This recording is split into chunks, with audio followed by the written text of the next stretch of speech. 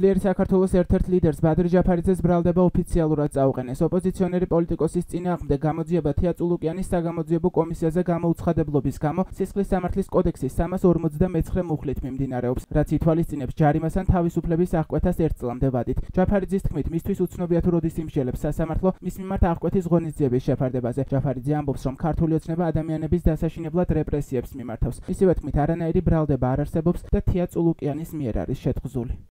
ეს არის ავტოკრატიული რეჟიმის მორიგი რეპრესიული ტალღა, რომელსაც ცხადია უნდა მოველოდეთ, როდესაც წინააღმდეგობას უწევს მშვიდობიანად რეჟიმს, რომელიც ცდილობს, რომ ქვეყანას ერთხელ და სამუდამოდ ჩამოაშოროს ევროპულ ვექტორს, რომელიც ცდილობს, რომ განსხვავებული აზრი მოკლას, რომელიც ცდილობს ოპონენტი გაანადგუროს მორალურად, სილი დასწამოს.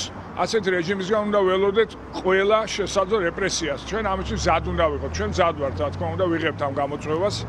ცხადი არის მას, რაც ჩვენ ვაკვირდებით, არც გამოძიებასთან არა კავშირი, არც სიმართლის დადგენასთან, ეს არის ბიზნა ივანიშვილის დავალების შესრულება თეა წულუკიანის მიერ, რომელიც ძალიან მაგონებს სახარებიდან სიცრუის საჯულს, რომელსაც არც კაცის სხვენის და არც ღმერთის ეშინია. ძლიერი საქართველო თია წულუკიანს მამუკა ხაზარაძისა და ბადრი ჯაფარიძის პატივისა და ღირსების შელახვაში ადანაშაულებს და მის წინააღმდეგ სარჩელის შეტანას გეგმავს. ამის შესახებ დღეს პარტიის გენერალურმა მდივანმა ირაკლი კუპრაძემ სპეციალურ მიმართვაში თქვა. კუპრაძის თქმით, მათი პოლიტიკური ძალა სრულად იზიარებს მამუკა ხაზარაძის და ბადრი ჯაფარიძის პოზიციას კომისიის ბოიკოტირების შესახებ და არ დაუშვებს კოალიციისა და მისი ლიდერების დისკრედიტაციას.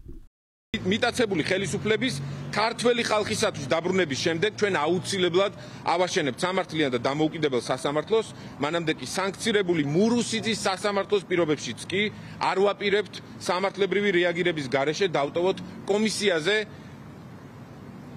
და პროპაგანდისტულ მედიაში გაჟღერებული პატივისა და ღირსების შემლახავი განცხადებები.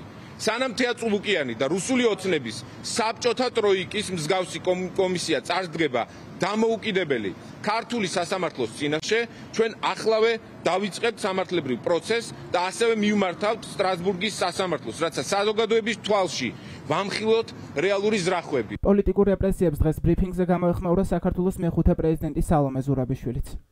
ეს არის კიდევ ერთი მაჩვენებელი იმისი, რომ რეჟიმი ცდილობს, რომ რეპრესიებით შეგვაშინოს, დაგვაშინოს ყველანი დაწყებული პროტესტის ხალხისგან გაგრძელებული პოლიტიკურ სპექტრით. მაგრამ ეს ყველაფერი, როგორც ჩანს და ყველა როგორც ვხედავთ, არ მოქმედებს, გრძელდება პროტესტი, გრძელდება პოლიტიკური მზადყოფნა, რომ ჩვენ დავამარცხოთ ეს რეჟიმი. ბადრი ჯაფარიძე 2 აპრილს თბილისის საქალაქო სასამართლოში მაგისტრატი მოსამართლის წინაშე დაიკითხა. საქმე ეხება ქართული ოცნების პარლამენტის დროებითი საგამოძიებო კომისიის კანონიერი მოთხოვნის შეუსრულებლობის ფაქტზე დაწყებულ გამოძიებას. კომისიაზე ჯაფარიძე არ გამოცხადდა, რის შემდეგაც ის ჩვენების მისაცემად დაიბარეს. ამ საქმის ფარგლებში ბრალდება უკვე წარდგენილი აქვს ძლიერი საქართველოს ერთ-ერთ ლიდერს მამუკა ხაზარაძეს. მის მიმართ აღკვეთის ღონისძიების შეფარდებაზე თბილისის საქალაქო სასამართლომ უკვე იმსჯელა და 50,000 ლარიანი გირაო შეუფარდა.